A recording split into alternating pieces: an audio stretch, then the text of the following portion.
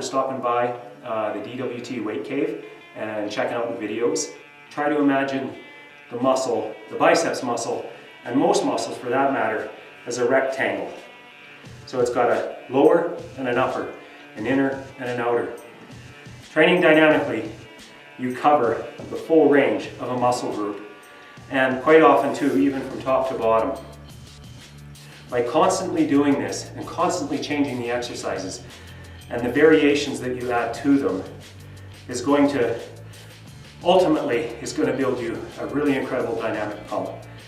And the pump doesn't have everything to do with muscle cell and fibril structure and increasing it, but it does play a big part in it. It teaches the muscles and the fibers a lesson of how to handle a bigger workload, a bigger stress.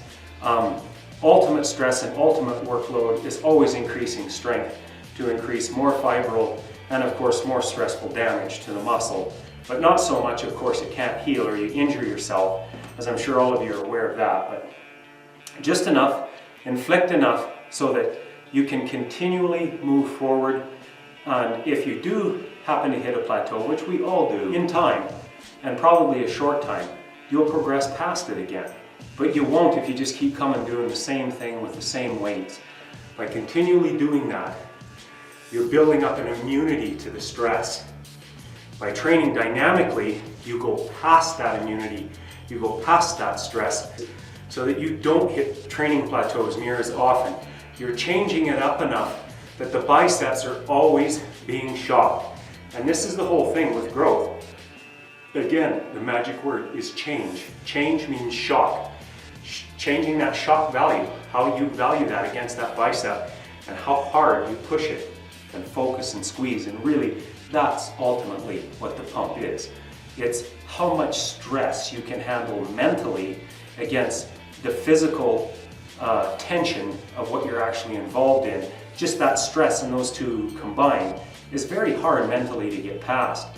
It's about training past the pump and past the burn. Believe me, I'm already pumped and I'm already burnt on some of these exercises when I'm running the rack, for example. By the time I get to the 50s and 60s, I mean, you have to reach and dig awfully deep to move on to the 70s, perhaps if you're stronger, even the 80s, whatever it is, and then work all the way back down again and not give up. The dynamic pump is about going beyond.